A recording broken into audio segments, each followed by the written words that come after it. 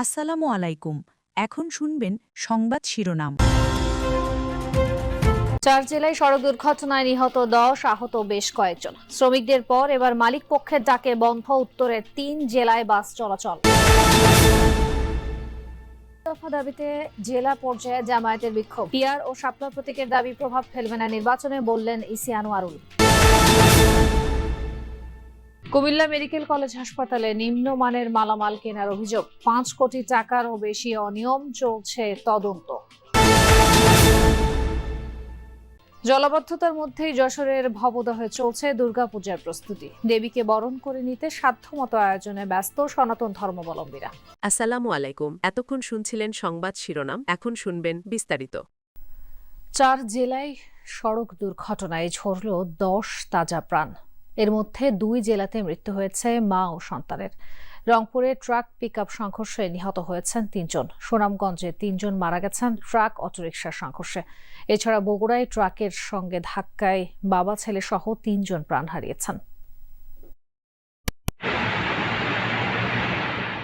তখনও ভোরের আলো ফোটেনি। স্বামী, সন্তান আর আসবাবপত্র সহ গ্রামে ফিরছিলেন শাহিনা বেগম। সেই ফেরা আর হলো না। বেপরোয়া ট্রাক কেড়ে নিল শাহিনা ও তার সন্তান স্বাধীনের প্রাণ।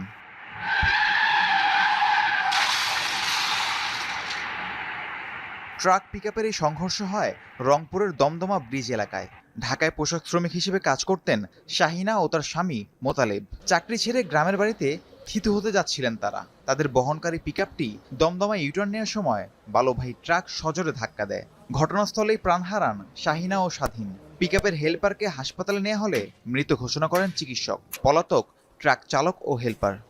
ঢাকা অভিমুখী বালুবাহী একটি ট্রাক, অপরদিকে ঢাকা থেকে রংপুর অভিমুখী একটি পিকআপ ভ্যান আমাদের দমদমা ব্রিজের একটু আগে আমাদের তাজা থানাধীন এলাকায় ইউটার্ন করার সময় বালুবাহী ট্রাকটি পিকআপটিকে ধাক্কা দিলে ঘটনাস্থলেই 3 জন ছিটকে পড়ে মারা যায়। মা মেয়ের প্রাণ ঝরেছে সুনামগঞ্জে। শুক্রবার সকালে সুনামগঞ্জ সিলেট মহাসড়কে ট্রাক সিএনজি অটোরিকশার সংঘর্ষ হয়। ঘটনাস্থলে মারা যান 3 হুইলার চালক সজল গোপ ও যাত্রী আখি চৌধুরী। আশঙ্কাজনক অবস্থায় আখির মেয়ে প্রথমাকে হাসপাতালে নেওয়া হলে চিকিৎসক মৃত ঘোষণা করেন। ঘটনার পরপরই ট্রাক চালককে আটক করে পুলিশ। মারা গেছে 3 জন, মা মেয়ে আর সিএনজিতে। এবার ঘটনাস্থলেই মারা গেছে। একজনকে হাসপাতাল নেওয়ার পথে মারা গেছে। পিআর পদ্ধতিতে জাতীয় নির্বাচন সহ 5 দফা দাবিতে দেশের বিভিন্ন জেলায় বিক্ষোভ সমাবেশ করেছে জামায়াত ইসলামী। সকালে নাটোর শহরের স্বাধীনতা চত্বর এলাকায় সমাবেশ করে দলীয় নেতাকর্মীরা। দেশের সার্বিক সংকট নিরসনের পর গণতান্ত্রিক পরিবেশ নিশ্চিত করে সুষ্ঠু নির্বাচন আয়োজনের দাবি জানান বক্তারা।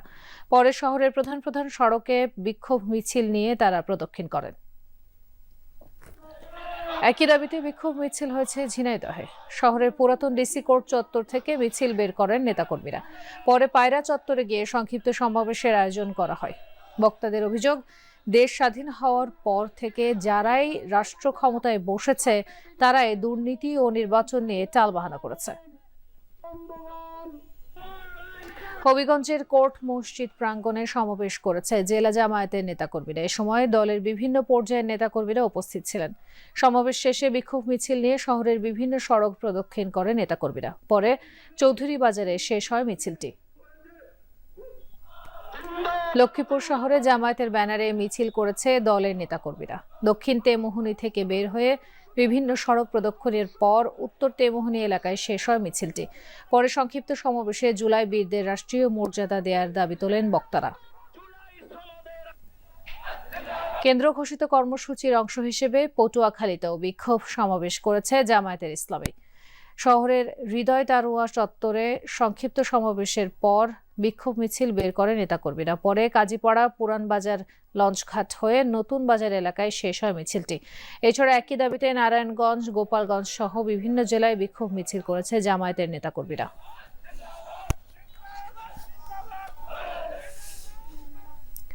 জামায়াতের পিআর পদ্ধতি আর এনসিপির শাপলা প্রতীক দাবি জাতীয় নির্বাচনে কোনো প্রভাব ফেলবে না, এই মন্তব্য করেছেন নির্বাচন। কুমিল্লা মেডিকেল কলেজ হাসপাতালে প্রায় 24 কোটি টাকার কেনাকাটায় 5 কোটি টাকারও বেশি হেরফেরের অভিযোগ উঠেছে। আর সেই অভিযোগের তীর স্বয়ং হাসপাতাল পরিচালক, ড্যাব নেতা সহ সংঘবদ্ধ চক্রের বিরুদ্ধে। কুমিল্লা মেডিকেলের সরঞ্জাম মেরামত ও কেনাকাটায় চক্রটি কিভাবে অনিয়ম করেছে সেটিই থাকছে সহকর্মী খোকন চৌধুরীর 2 পর্বের প্রতিবেদনের শেষটিতে। কুমিল্লা মেডিকেল কলেজ হাসপাতালের burn and plastic surgery ward. স্বাস্থ্যসেবার পাশাপাশি মেডিকেলের আসবাব নিয়ে অভিযোগ শেষ নেই রোগী স্বজনদের। ওয়ার্ডগুলোতেও বেড সংকট, কোথাও কাঁথা, বালিশ, চাদরের ব্যবস্থা করতে হয় রোগীর স্বজনদেরকেই। মেডিকেল তো কোনো বালিশ দেয় না, বালিশ সব কিনে। এটা সুতিটা দিলে রোগীর জন্য ভালো হতো।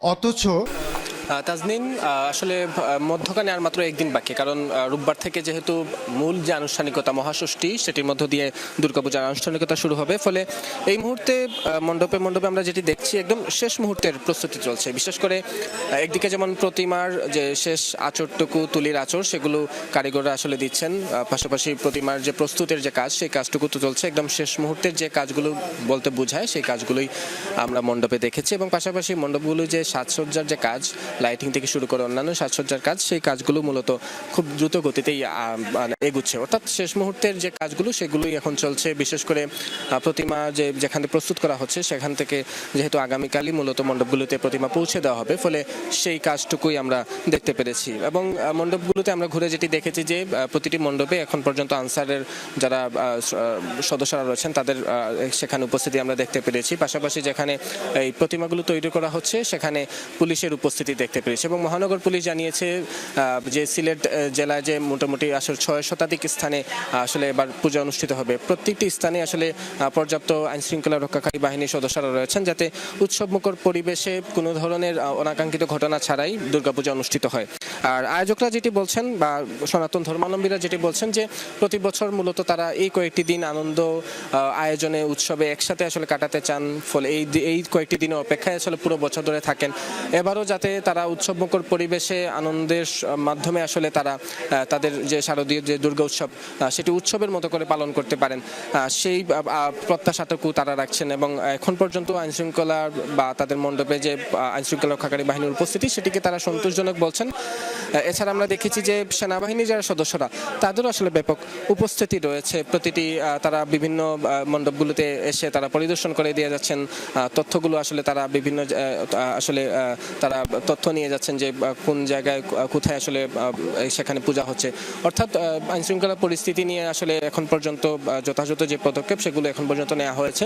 তবে যারা সনাতন ধর্মাবলম্বীরা আছেন তারা বলছেন যে একদম শেষ দিন পর্যন্ত, অর্থাৎ আসলে বিসর্জনের দিন পর্যন্ত এইভাবেই যাতে আইনশৃঙ্খলা পরিস্থিতি থাকে এবং তারা যাতে উৎসবমুখর পরিবেশে তারা এই শারদীয় দুর্গা উৎসব পালন করতে পারেন সেই প্রত্যাশাটুকুই তারা রাখছেন। তাজনীন, ধন্যবাদ নাবিল।